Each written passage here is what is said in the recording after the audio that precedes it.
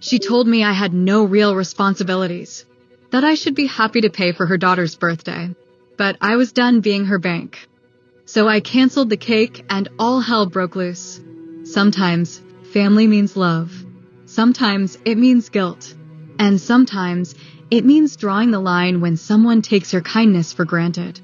I'm 33 years old. I don't have children, not by choice, not yet. Life just hasn't lined up that way. I work full-time in healthcare shift work, long hours and unpredictable schedules. My bills are mine alone to handle, and I've always taken pride in managing things responsibly. My younger sister, Callie, is 29. We've always had a complicated relationship. She's more impulsive, more emotionally expressive, and more dependent on others, on luck, on last-minute solutions. Callie has an 8-year-old daughter named Maya, my niece. I love Maya. She's funny, curious, loves sparkles and slime and unicorns, and tells you long stories with absolutely no ending. She's bright, energetic, and for most of her life, I've tried to be the reliable adult figure she could count on. So when Callie asked for help with Maya's 8th birthday party, I said yes. Of course I did. Callie had this vision, big, Pinterest-level birthday energy. Outdoor games, decorations, a party clown, a balloon arch, glitter tattoos, the whole 9 yards. She came to me a month in advance, asking if I could help coordinate. I didn't just agree, I went above and beyond. I found and booked a local clown she liked, arranged some yard games through a party rental site, and even offered to handle the cake. That last part? The cake? That became the hill we both ended up dying on. Callie had her heart set on a custom cake from this place in town, Sugar Bloom Bakery. It's high-end, boutique, and almost always fully booked weeks out. Their cakes are edible works of art. Callie chose a design that was 3 tiers, unicorn-themed, with edible glitter, pastel marbling, and fondant flowers. It was $170, tax included. I paused when I saw the price. Callie must have noticed, because she immediately said, "I know it's a lot, but it's her 8th birthday, and you know how much she loves unicorns." Then came the ask, "Can you pay for it up front? I'll pay you back by the end of the week. Promise. I just need to shift a few bills around." I hesitated, but then I thought of Maya's face. I thought of how excited she'd be to see a magical cake with her name on it. So I agreed. I placed the order, paid the $170 deposit. I even emailed her the receipt so she could see the details. The week passed. No reimbursement. I sent Callie a casual text, "Hey, just a reminder about the cake payment. No rush. Just checking in." She replied hours later with a laughing emoji. "Haha, OMG, things are tight right now. I'll get you soon though. You're the best." I didn't say anything then. I waited another 2 days. Then I texted again, "Hey, just following up. I put a lot on my card for this party. Could use the refund soon." This time, she called me. And what she said floored me. "You're her aunt. You should be happy to do this. It's not like you have kids or any real responsibilities."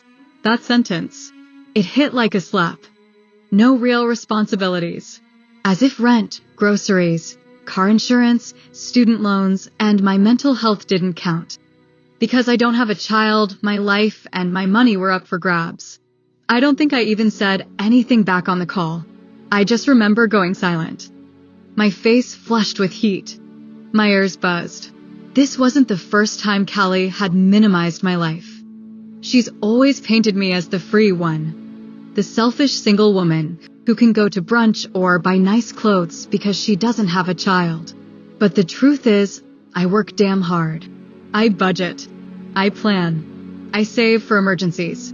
I don't have the option of leaning on anyone else. And this time, she wasn't just minimizing me. She was using me. That night, I tossed and turned. On one hand, I didn't want to ruin Maya's birthday. She was a kid, innocent. I didn't want her hurt over adult problems.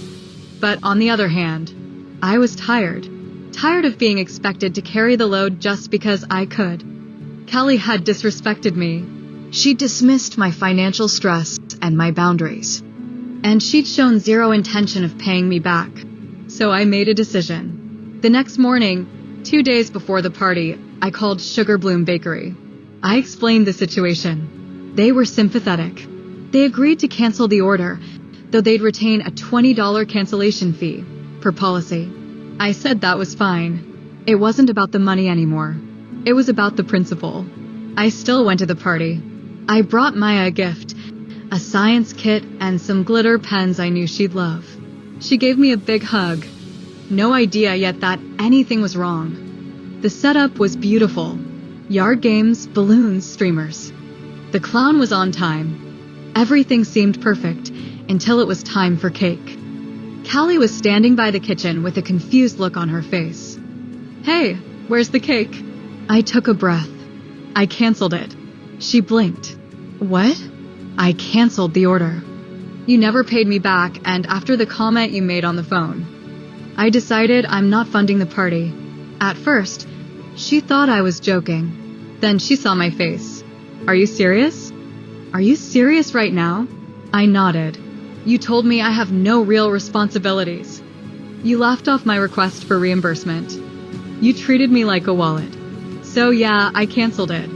She exploded. Callie started yelling. Right there in the backyard, in front of parents, kids, and her in-laws.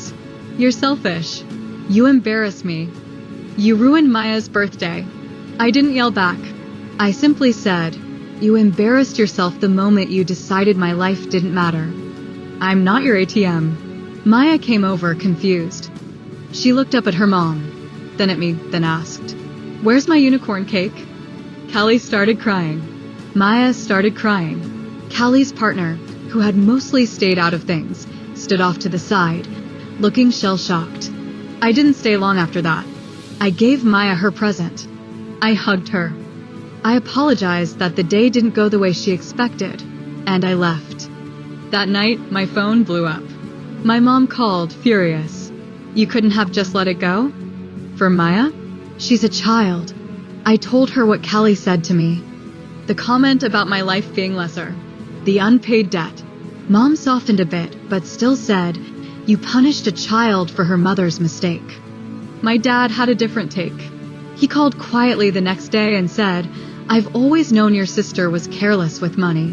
I'm proud of you for standing up for yourself. But I'm sorry it had to happen like this. The aftermath hasn't been clean. Callie isn't speaking to me. Maya hasn't asked to FaceTime me like she usually does. I think Callie's keeping her away for now. Some cousins say I was harsh. Others quietly thanked me for finally holding the line. But the truth is, it hurts. I didn't want to hurt Maya. I love her. But I couldn't keep letting her mother treat me like a piggy bank. Setting a boundary always comes with backlash, especially in families where one person has always been expected to give and give. So here's where I ask you, was I wrong for canceling a birthday cake after being used, insulted, and dismissed? Or was this the first time someone finally told my sister, no more? Would you have done the same? Drop your verdict in the comments. Could this have been handled better? Would you have bought the cake for Maya anyway? And if you've ever stood up to someone who thought your boundaries were optional, hit like, subscribe, and share this story. You never know who needs to hear it. Until next time, remember, kindness is powerful, but so is saying enough.